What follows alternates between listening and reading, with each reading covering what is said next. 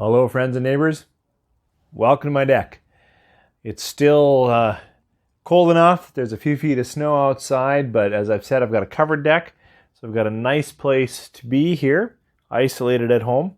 I want to talk to you today, and I think I'm probably going to shoot a few value whiskeys, but more about that after the break. Today, if you've tuned in, you've seen the title, I'd like to talk to you about an affordable and available bourbon. This is Old Forester. This is just their 86 proof.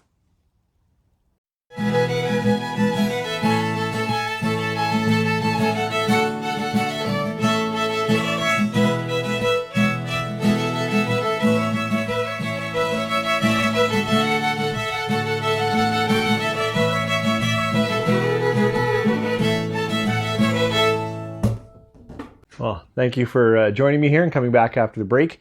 I have a lot I want to share with everyone there, so I'm sorry if I was a bit distracted in the opener. I will give thoughts on this very approachable or affordable bourbon, Old Forester 86. But I also am hoping that all of you are well. My family is well.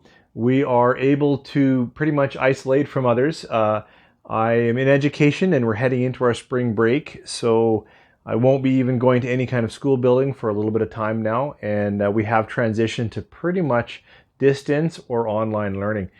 But it is strange times. Now we can still connect through YouTube or other ways. I've certainly been FaceTiming my mom and a few others, just trying to lift spirits. I think it's very important. When I was thinking about, what should I shoot today?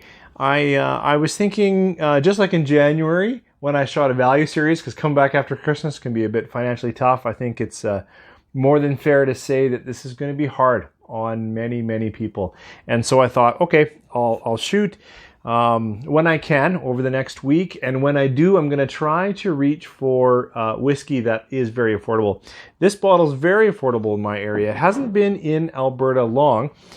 This Old Forester is put out by Brown-Forman. And has been, I went to, I think it was Wikipedia or some, not necessarily the best source of information, but it said it's one of the longest running, continuously distilling and released bourbon. So it's something like 145 years or even longer, 148. And the point is, it really has a lot of history. This is their entrance level, so it's just 43%.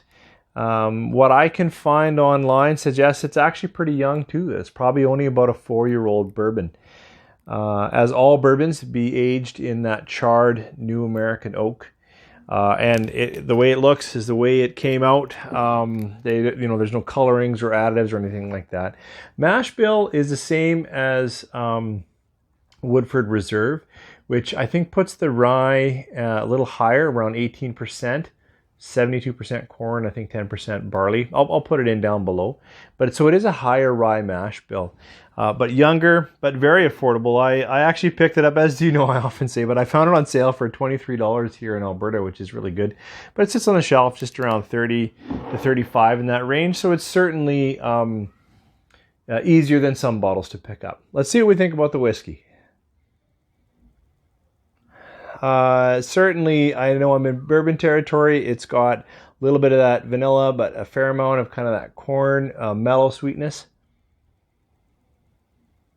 It is not as strong as I'd like in this environment where the heat's pretty hot in this plastic covered deck. There we go. Now I've got a little more spicing. I was hoping for more with that higher rye. It does have a bit of an alcoholic nose to it. Alcoholic. What I mean is that a little bit of that edge of alcohol does come up. But I poured this a while ago. I was having a hard time setting up, so it's been open for a while, and that actually is the first to go away. So a little bit strong alcohols. Pretty quickly into some caramel and toffee. Not a lot of fruit. Some more like sugars, like brown sugars. Having a hard time catching any of that rye spice. I'm surprised, with that higher rye. Ooh, that actually really burned the sinuses. So it's a little bit growly on the nose. See what it tastes like. Cheers.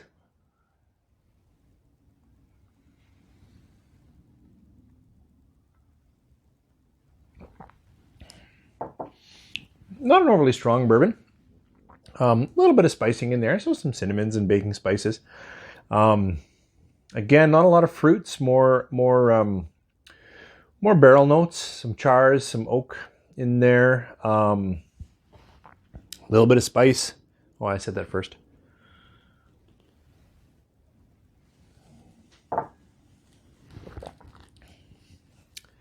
Not unpleasant. Some of the things I keep catching what it's missing. Not a lot of fruits in there. Not that there'd be smoke, but the char, it's more woody than it is char. But it's got some spice. It's got some sugars, but brown sugars, cooked sugars, molasses. Vanilla's in there for sure. Oak, some fresh oak, some wood in there. It's okay. For what I got it is, I don't usually hold back on the price, and for what I got it, I'd totally buy it again for I think it's $23 for sure. Yeah, it's worth that. It's not going to change your world. It's not coating enough for me. It can be on that edge of bitter. Nose is pretty alcoholic, especially if it's like this is pretty early on a Saturday. If it's the first drink you're having the day, you're going to notice it.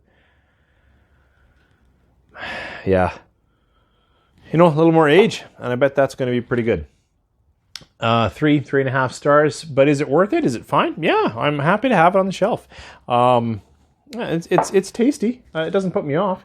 Just doesn't really excite me. So that's my thoughts on Brown-Forman. Oh, and I looked on my shelf, and I didn't have a lot of entrance bourbons, more cask strength or different, really, really different. The closest I had on the shelf was the Elijah Craig. This is a small batch. This is not the 12-year-old. It is 47%. It's likely less rye, only around 10% rye is what a few places have put it at. Oh boy, I don't know what it is out here, but again, a little bit watery. Let's knock that up a bit. Yeah, rounder nose, less alcohol. It's probably more like an 8-year-old spirit.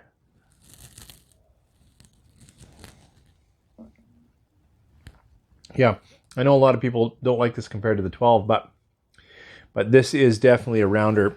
By that I mean it's a fuller experience. It definitely has some cherry, apple in there mixed with a little bit of the char. It's definitely a tastier bourbon. In my area, the Elijah Craig sits around $40. I've seen it on sale, but it sits around $40. And then this sits around, $30 to $35. So they're close. But then this can drop into sale. Like I said, I got it for $23, and that would definitely not ever go that low. So they're not in the same price bracket. I think they're not in the same age bracket. And I have to say they're not really in the same taste bracket, even though they're both what I would say are entrance bourbons into a line.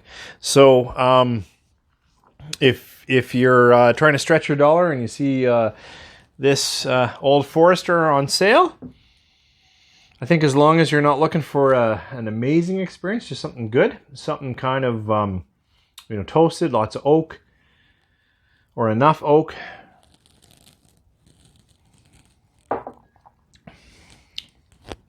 Yeah, it's okay. It's an easy drinking bourbon, but it's young, missing a few layers, and certainly not, you wouldn't have to put a lot more money to get something just a little bit better.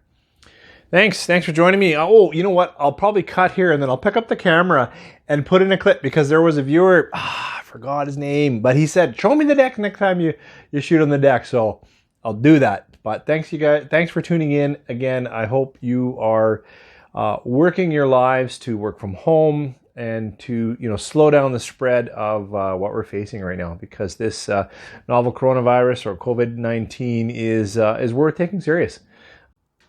All right, as I said to our friend online, very simple deck. It's nice. I'm very thankful. But I don't know if you can tell from the video, but this is plastic. It's not glass. So, it's still pretty nice. You can bring in fresh air. You can keep it out and it stay warm. And as I said, there's a ton of snow out there, but just with this plastic, you can actually get a nice place. That's where I shoot. A little bit of wood, because I think whiskey and wood go well together, and that's it. So said I would share it. So you guys take care.